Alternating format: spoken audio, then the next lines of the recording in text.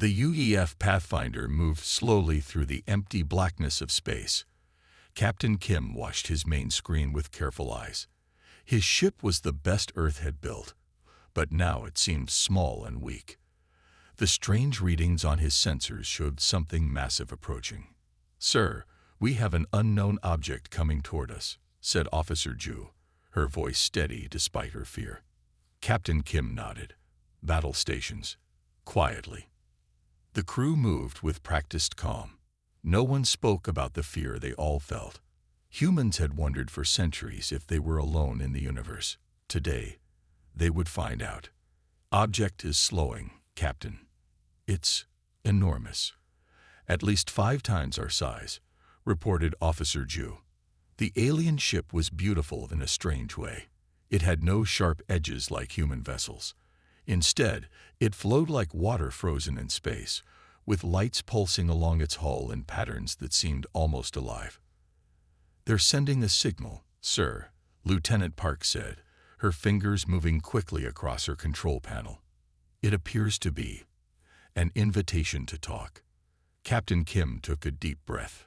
"Accept it. Let's see who our new neighbors are." The screen flickered and showed a being unlike anything humans had imagined. It had 4 eyes arranged in a diamond pattern on a face with no nose. Its skin shimmered with a metallic blue glow. "Greetings, humans of Earth," it said in perfect English, though its mouth moved in strange patterns.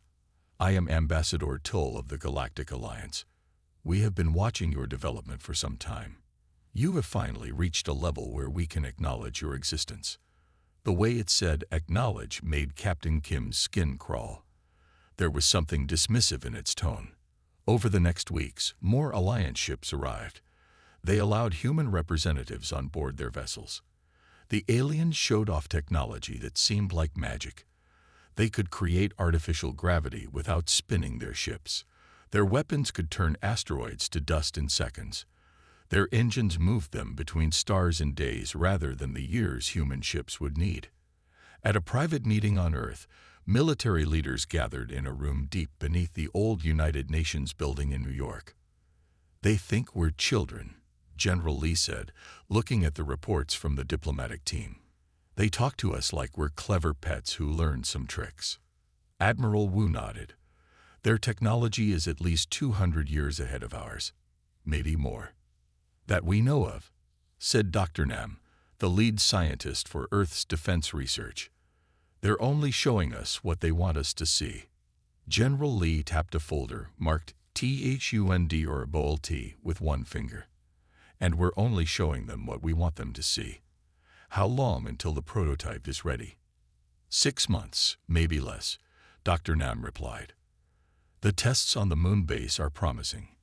We've achieved projectile speeds that would punch through anything we've ever built." "Keep it hidden," ordered General Lee. "As far as the Alliance knows, we're still playing with chemical rockets and laser pointers." The peace talks moved forward. The Alliance offered humans access to nearby star systems, but with strict rules. Earth ships could not carry certain weapons. Human colonies needed Alliance approval. Earth had to share all of its technology with the Alliance, but would only receive limited technology in return. Captain Kim represented Earth at the final signing ceremony. The Alliance had chosen a neutral location, a space station they built in orbit around Jupiter. The massive gas giant formed a backdrop through the station's transparent walls. "This treaty marks a new era for humanity," said Ambassador Tull. "Your species is now officially recognized as a developing civilization with potential. Under our guidance, you may one day join us as full members of the galactic community." Captain Kim smiled and signed the document. He had been chosen partly for his ability to hide his true thoughts. Behind his diplomatic smile, he was thinking about the reports he had received that morning. Project Thunderbolt had successfully tested its first full-size prototype on Mars. "We are grateful for the Alliance's generosity," Captain Kim said, the practiced words feeling hollow in his mouth. Later, alone with his Earth colleagues, Captain Kim watched the Alliance ships through a viewport. "They think they're being kind," he said quietly, "giving the primitive humans a little corner of space to play in. "How long do we maintain this act?" asked one of the diplomats. "As long as necessary," Captain Kim replied. "They believe we're a century away from being a threat. Let them think that. Meanwhile, we prepare." Deep in the tunnels of Mars, far from the prying sensors of Alliance ships, thousands of workers built in secret. The first prototype railgun was nearly complete, a weapon unlike anything Earth had made before. It used magnetic fields to throw metal projectiles at speeds that would make them nearly impossible to stop. The Alliance's energy shields were designed to stop plasma weapons and lasers. They had never faced simple metal moving at a significant fraction of light speed. The kinetic energy of such impacts would overwhelm any defense the Alliance had shown. Project Thunderbolt's leader, Dr. Moon, watched as the team prepared for another test firing. The tunnel stretched 5 kilometers through the Martian rock. At one end sat the massive railgun prototype. At the other, sensors waited to measure the impact. "Begin power-up sequence," Dr. Moon ordered. The lights dimmed as energy flowed into the weapon. A low hum filled the chamber, growing until everyone could feel it in their bones. Fire. The sound was like nothing human ears had heard before, a crack that seemed to tear the air itself. Down the tunnel, the target chamber erupted in a flash as the metal slug hit, vaporizing on impact. Dr. Moon looked at the readings and allowed herself a small smile. "Send a message to Earth Command. Tell them Thunderbolt is ready for Phase 2. We begin installing on the Mercury next month." As the message traveled to Earth, Captain Kim stood on the bridge of his ship, watching Alliance vessels patrol Jupiter's orbit with their sleek, powerful ships. They looked unbeatable now, but humanity had always been good at surviving against the odds. In the darkness of Mars, humanity's answer was taking shape. The Alliance would learn soon enough that they had made a serious mistake in their calculations. They had underestimated humans. The blue electric light danced across Dr. Song's face as she stood before the massive prototype. The room hummed with energy. The military officers watching her held their breath. After 3 years of secret work, this moment would decide humanity's future. "It works," she said simply. Her team had spent countless sleepless nights in this hidden facility beneath the Martian surface. Now their efforts had paid off. Colonel Choi stepped forward to examine the readings on the nearby screen. "These numbers can't be right," he said, his voice low with disbelief. "They are correct," Dr. Song replied. "The projectile reached 8% of light speed. That's fast enough to cross the distance from Earth to the Moon in less than 7 seconds. The room fell silent as the implications sank in. General Ho was the first to speak. "The Alliance believes we are at least a century away from this level of technology," he said. "How did you solve the power problem?" Dr. Song walked to a small display case and removed a thin silver-blue wire. "This is what they didn't want us to have," she explained. "When the Alliance gave us their gift of basic superconductor technology, they were careful to share only outdated versions, but they underestimated our scientists. 6 months earlier, Dr. Song's team had discovered that the Alliance ships used advanced superconducting materials in their engines. During a diplomatic visit, one of her assistants had secretly collected microscopic samples. From those tiny fragments, they had reverse-engineered the material. The Alliance superconductors eliminate energy loss," she continued. "We can channel power through the rails with nearly perfect efficiency, and we've improved on their design in some ways." Colonel Choi nodded toward the massive weapon. "And you're certain this will work against their shields?" Dr. Song's smile widened. "Their defensive technology is impressive, but fundamentally flawed when facing our approach. Alliance shields are designed to stop energy weapons, lasers, plasma, particle beams. They work by distributing energy across the entire shield bubble." She pulled up a simulation on the main screen. It showed an Alliance cruiser surrounded by a glowing blue field. When hit with an energy weapon, the shield spreads the impact across its entire surface area, she explained. "But our railgun doesn't fire energy. It fires a solid tungsten rod. The shield will try to distribute the kinetic force. but the rod will be moving too fast, carrying too much energy concentrated in too small an area. The simulation continued, showing a small projectile hitting the shield. Instead of stopping, it punched straight through, leaving a clean hole through the ship beyond. "Their shields are like trying to stop a bullet with a bed sheet," Dr. Song said. "No matter how strong the sheet, the force is too concentrated." Admiral Yoon had remained silent until now. "How soon can we begin installing these weapons on our ships?" he asked. "The first units are already being mounted on the Mercury," Dr. Song replied. "Come, I'll show you." The group took a lift down to an enormous underground hangar. As the doors opened, they saw a massive construction project underway. Hundreds of engineers and technicians swarmed over the frame of what would become humanity's first true warship. The UNS Mercury looked nothing like previous human vessels. Its sleek design incorporated elements of Alliance technology, making it appear more advanced than Earth's usual ships. But its true innovation lay hidden within its frame. "We've designed the railguns to retract completely into the hull," Dr. Song explained as they walked along a viewing platform. From the outside, the firing ports look like standard thruster nozzles.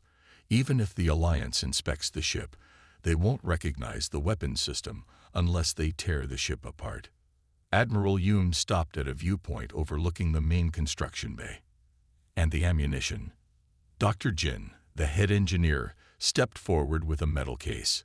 He opened it to reveal a tungsten rod about the size of a human forearm. "Each projectile is relatively simple," he explained. "Solid tungsten core with a carbon ceramic ablative coating to reduce drag in atmosphere. No explosives, no complex guidance systems. Their power comes purely from velocity." "How many can the Mercury carry?" asked Colonel Choi. 200 rounds for each of the 4 main railguns," Dr. Jin replied, "plus smaller rounds for the point defense systems." Admiral Yoon nodded slowly. "And the power requirements?" "Each firing will drain approximately 12% of the ship's total energy reserves," said Dr. Song. "The superconducting batteries can store enough power for about 30 full-strength shots before needing to recharge. In combat, the ship would likely fire at reduced power to manage energy consumption." The group continued their tour, examining the Mercury's other systems. The ship incorporated enough Alliance-inspired technology to explain its advanced appearance, but nothing that would reveal humanity's true breakthrough. As they returned to the main conference room, Admiral Yoon addressed the team. "What we've accomplished here must remain absolutely secret," he said. "The Alliance continues to visit our facilities regularly. They believe they're being generous by sharing outdated technology with us." He brought up a recording of an Alliance diplomatic meeting from the previous week. In it, an Alliance representative spoke condescendingly about humanity's quaint efforts to develop interstellar travel. "As far as the Alliance knows, we're still struggling to build ships that can reach nearby stars," Admiral Yoon continued. "They see us as children playing with toys. This perception is our greatest advantage." Dr. Song nodded. "The Mercury will appear advanced by human standards, but primitive compared to Alliance vessels." "Precisely," said Admiral Yoon. "We must appear weak until we're ready to be strong." The meeting concluded with a timeline for the Mercury's completion. In 6 months, humanity would have a weapon capable of challenging the Alliance's dominance, but no one outside this room would know until the moment it was needed. As the officials filed out, Dr. Song remained behind, looking at the simulation still playing on the main screen. The image showed the railgun projectile passing through the Alliance shield as if it weren't there. She thought about the Alliance ambassador who had patted her hand at their last meeting, telling her how impressed he was by humanity's rapid progress in basic physics. Dr. Song smiled to herself. Soon, the Alliance would learn just how fast humans could progress when their survival depended on it. The red sun of Proxima Centauri cast a deep crimson glow over the human colony below. Inside the main control center, Director Han watched with growing concern as the Alliance ships took up positions around the planet. This was supposed to be a routine day overseeing research operations. Now she faced a crisis that might lead to war. "They're scanning our facilities," reported Security Chief Ba. "All 3 cruisers are focused on the Eastern Research Dome." Director Han pressed her hand against the cool surface of the communications panel. "Open a channel to their lead ship." The screen flickered to life, revealing the stern face of an Alliance commander. His metallic skin reflected the lights of his bridge in shimmering patterns. "Director Han," he said, not bothering with pleasantries, "our sensors detect energy signatures consistent with prohibited weapons research. According to the Treaty of Jupiter, we have the right to inspect any human facility suspected of treaty violations." Han kept her face neutral despite her racing heart. "Commander, there must be a misunderstanding. We conduct only agricultural and atmospheric research here. You're welcome to send a small team to verify this." The Alliance commander's 4 eyes blinked in sequence. "Our scans are not mistaken. Prepare for a full inspection. We will land troops in 6 hours. Any resistance will be met with appropriate force." The screen went dark before Han could respond. She turned to her staff. "Send an emergency message to Earth. Priority Alpha. Use the quantum channel." Within minutes, Han was connected to Defense Command on Earth. General Huan's face appeared on the secure screen. "They claim we're developing prohibited technologies," she reported, keeping her voice steady. "They're threatening inspection with force." General Huan's expression revealed nothing. "What exactly are they detecting?" "Unknown, sir. Our research is exactly as documented in our reports to Earth." She hesitated. Unless what, Director?" "The deep core samples we've been collecting. They contain unusual mineral formations with natural superconducting properties. We've been studying them for agricultural applications, but perhaps the energy signatures." General Huan nodded. "Stall them. Diplomatic response team is preparing now. The UNS Galileo is already en route with supplies. It should reach you in 36 hours. Sir, if they search the Eastern Complex, they'll find nothing illegal." "That's not the point, Director. They have no right to land troops on a human world. This is a sovereignty test." The general's eyes hardened. "Hold your ground, but don't provoke them. Help is coming." The next day, and a half passed in tense waiting. The Alliance ships maintained their positions, occasionally sending targeted scans at different parts of the colony. Director Han ordered all non-essential personnel to shelter in the emergency bunkers. Chief Ba burst into the command center just after midnight.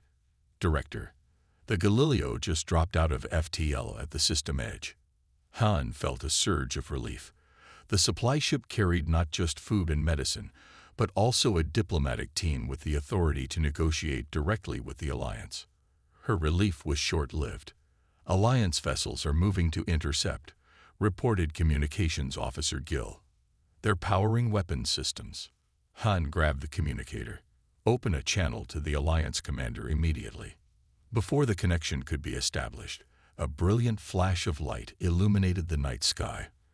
On the main screen, the sensor reading for the Galileo simply vanished. The command center fell silent. Everyone stared at the empty spot on the display where their ship had been moments before. 64 people, whispered Officer Gill.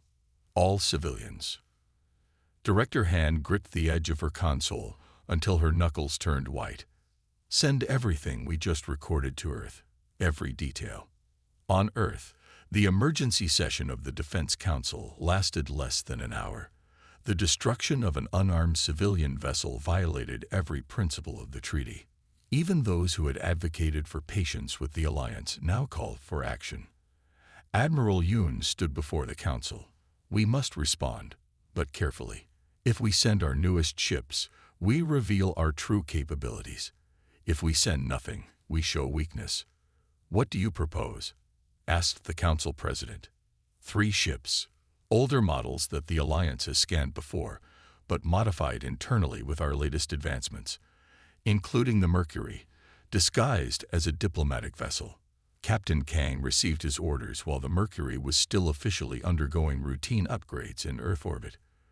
Within hours, the ship and its 2 escorts, the Dauntless and the Pioneer, were underway. To maintain the deception, the three ships traveled at standard human speeds, taking 8 days to reach Proxima Centauri. During the journey, Captain Kang briefed his crew. "The Alliance believes we are coming to negotiate," he told his officers. "The Mercury appears to be a diplomatic vessel with minimal armaments. The Dauntless and Pioneer look like outdated warships. The Alliance has scanned similar vessels before and considers them no threat." Lieutenant Du, the weapons officer, studied the tactical display. "When do we reveal our true capabilities?" "Only if absolutely necessary," replied Captain Kang. "Our primary mission is to secure the colony and establish human sovereignty without starting a war. If possible, we resolve this through diplomacy." The executive officer, Commander Seo, looked skeptical. "They destroyed the Galileo without warning. They aren't interested in diplomacy." Captain Kang nodded. "That's why we prepare for the worst while hoping for better." When the human vessels arrived at Proxima Centauri, the 3 Alliance cruisers maintained their positions in high orbit. Captain Kang ordered his ships to form a defensive pattern between the Alliance vessels and the colony. The Alliance commander opened communications immediately. His tone was dismissive. "Earth vessels, you are entering a security zone established by Alliance authority. Return to your homeworld. This system is now under Alliance protection." Captain Kang sat calmly in his command chair. Years of training had prepared him for this moment. He knew the Alliance commander was watching his every reaction, looking for signs of fear or hesitation. "We appreciate your concern for this system," Kang replied diplomatically. "However, Proxima Centauri is a recognized human colony under the Treaty of Jupiter. We respectfully decline your request and ask that you withdraw your vessels from orbit." The Alliance commander's secondary eyes narrowed, a sign of irritation in his species. "You misunderstand. This was not a request. Your colony has violated treaty terms by researching prohibited technologies. We have authority to seize this world." Captain Kang maintained his calm exterior. "I'm afraid our information differs from yours. Perhaps we should discuss this matter further before any irreversible actions are taken." While speaking, he made a subtle hand gesture to Lieutenant Du. The weapons officer understood immediately and began the sequence to prepare the ship's hidden weapons. The Alliance commander leaned forward. "There is nothing to discuss. You have 1 hour to leave this system, or we will remove you." The communication ended abruptly. Captain Kang turned to his bridge crew. "Battle stations." Quietly. Throughout the Mercury, crew members moved with practiced efficiency. Unlike traditional battle preparations, there were no blaring alarms, no announcements. Everything happened in near silence. In the weapons control room, Lieutenant Du and his team removed the false panels covering the railgun controls.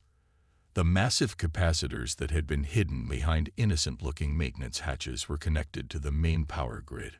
On the bridge, Captain Kang watched as the Alliance vessels began to move into attack formation. They clearly expected the human ships to retreat. "Sir," reported the sensor officer, "they're powering up weapons." Captain Kang nodded. "Open a channel to all ships, including the Alliance vessels." When the communication system indicated a live connection, Kang spoke clearly. "Alliance Commander, we came here seeking peaceful resolution. Your attack on the Galileo and your threats against our colony constitute violations of the Treaty of Jupiter. We request you stand down immediately." The Alliance commander's face appeared on screen. He seemed almost amused. "Your outdated vessels are no match for a single Alliance cruiser, let alone 3. This is your final warning." Captain Kang looked directly into the camera, wanting the Alliance commander to see his eyes. "We respectfully decline." He cut the transmission and turned to Lieutenant Du. "Unmask main batteries. Target their flagship." Throughout the Mercury, hidden panels slid open, revealing the massive railgun emplacements. The ship's energy signature suddenly changed as power flowed into weapons the Alliance had never seen before. On the Alliance flagship, alarms began to sound as their sensors detected the unexpected change in the human vessel. For the first time, uncertainty appeared on the commander's face. The bridge of the Alliance flagship glowed with blue warning lights. Commander Vex stared at his tactical display in confusion. The readings made no sense. The human ships had always been primitive, with simple shields and basic weapons. Yet now his sensors showed massive power buildups in the vessel called Mercury. "What are they doing?" he demanded. The Alliance science officer looked up from her console, 4 eyes blinking rapidly in distress. "Unknown, Commander. Their energy signature has changed completely. Nothing in our database matches this pattern." Commander Vex felt the first stirrings of worry. In 300 years of space exploration, the Alliance had encountered many species, but none had ever surprised them technologically. Humans were supposed to be at least a century away from being a real threat. "Bring all shields to full power," he ordered. "Target the lead human vessel and prepare to fire." On the Mercury, Captain Kang sat calmly in his command chair. Around him, his crew worked with focused intensity. The moment they had trained for had arrived. "Railgun 1 at full charge," reported Lieutenant Du. "Targeting solution locked on Alliance flagship. Firing solution prepared." Captain Kang took a deep breath.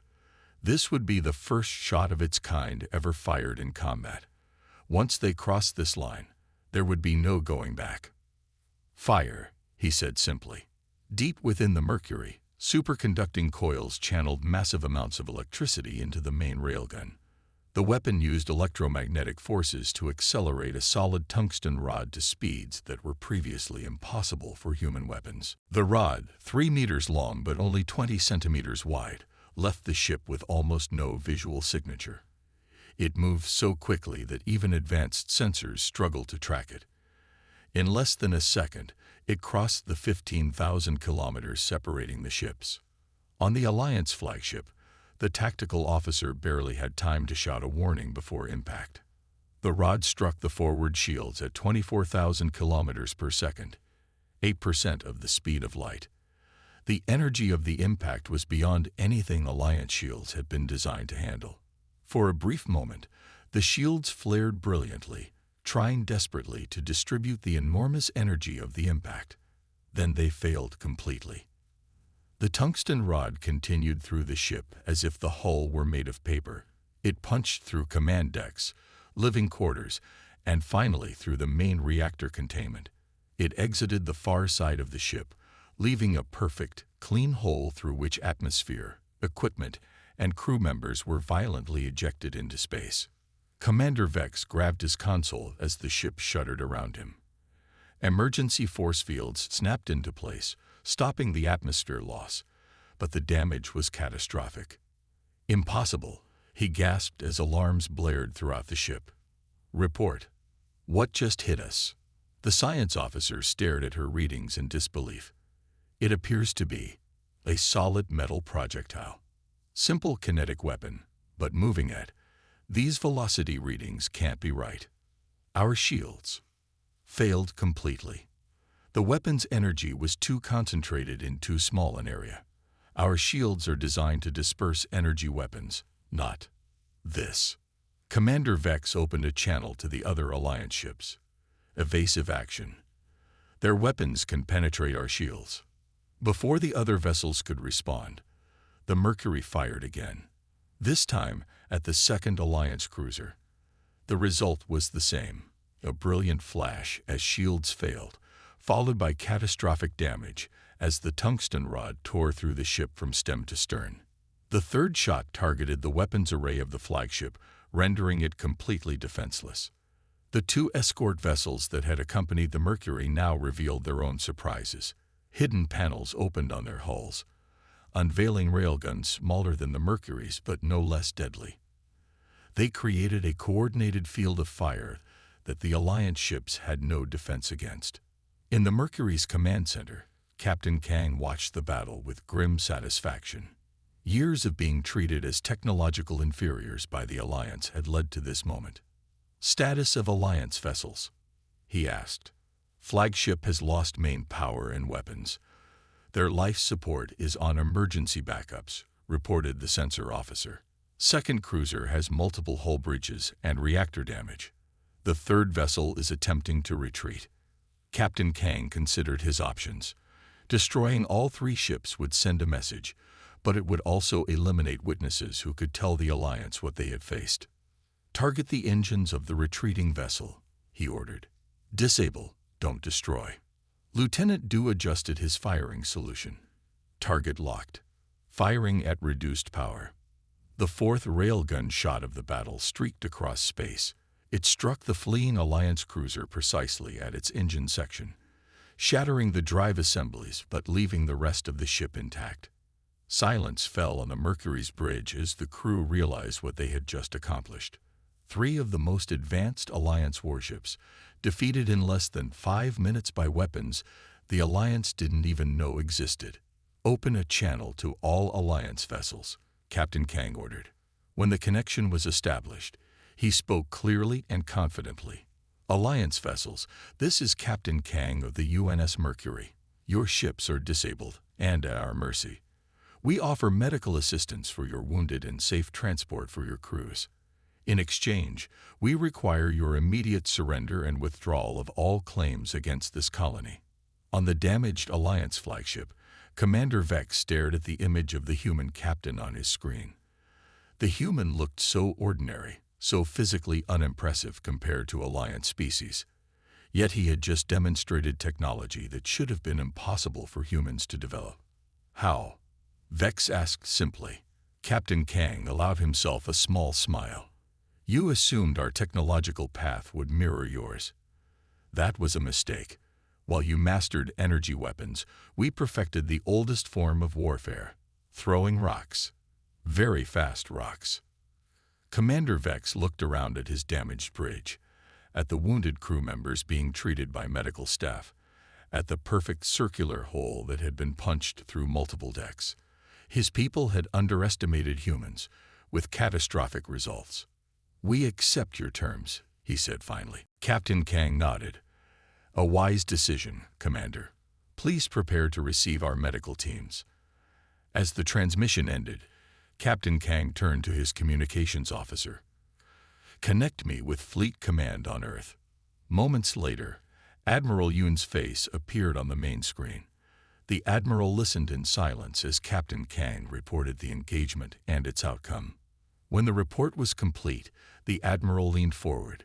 Casualties. None on our side, sir. Alliance casualties still being determined, but preliminary estimates suggest at least 200 dead, twice that wounded. Admiral Yoon closed his eyes briefly, absorbing the weight of this moment. You've done well, Captain. The success of your mission changes everything. The balance of power in this part of the galaxy has shifted today. Your orders, sir. Secure the system. Render all necessary aid to Alliance wounded. Then prepare a full technical analysis of the Railgun's combat performance. We need to understand exactly what worked and what can be improved. Captain Kang nodded. And the Alliance. Admiral Yoon's expression hardened. They will learn what we've known all along, that humanity will not be underestimated or pushed aside. Send a message to Earth, Captain. Tell them that humanity is no longer hiding. As the transmission ended, Captain Kang looked out at the stars visible through the bridge viewport. Somewhere out there, the heart of the Alliance was about to receive news that would shake their civilization to its core. The species they had dismissed as barely worth noticing had just revealed itself to be a major power. The age of humanity hiding its strength was over. A new era in galactic politics had begun with 4 shots from a weapon as simple in concept as a stone thrown from a sling. The great hall of the Alliance Council fell silent as the recording ended. On the massive display screen, they had just watched the unthinkable. 3 of their most advanced warships defeated in minutes by human weapons. The final image frozen on screen showed the perfect circular hole punched through the flagship's hull. Supreme Counselor Tak stood at the central podium, his metallic skin reflecting the dim lights. The 4 eyes on his angular face blinked in sequence, a sign of extreme stress in his species. The recording is authentic, he announced. Our science division has confirmed it. The humans have developed kinetic weapons beyond anything we thought possible for their technological level. Voices rose throughout the chamber. Some called for immediate military action. Others demanded explanations for how their intelligence had failed so completely. Silence, commanded Tech. This situation requires clear thinking, not panic. Ambassador Locke rose from his seat. His species had championed the original treaty with humans, arguing they posed no threat. We assumed their technology would develop along the same path as ours, he admitted. For 10,000 years, every species we encountered focused on energy manipulation, plasma, lasers, particle beams. No one pursued physical projectiles beyond the most basic level. Because we developed shields that made them obsolete, interrupted another counselor.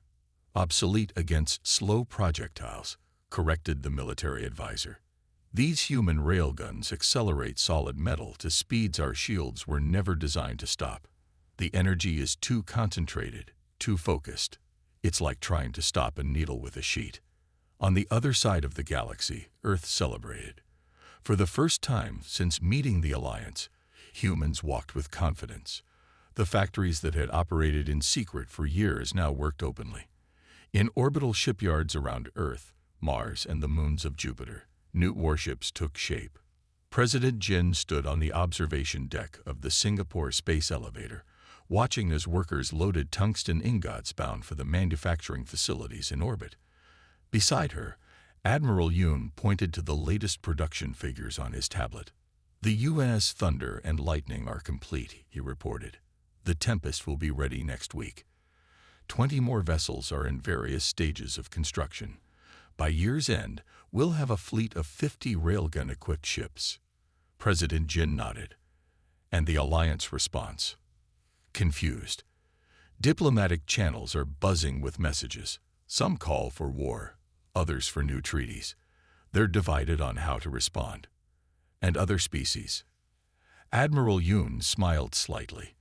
We've received unofficial communications from 7 non-Alliance worlds. They're watching with great interest.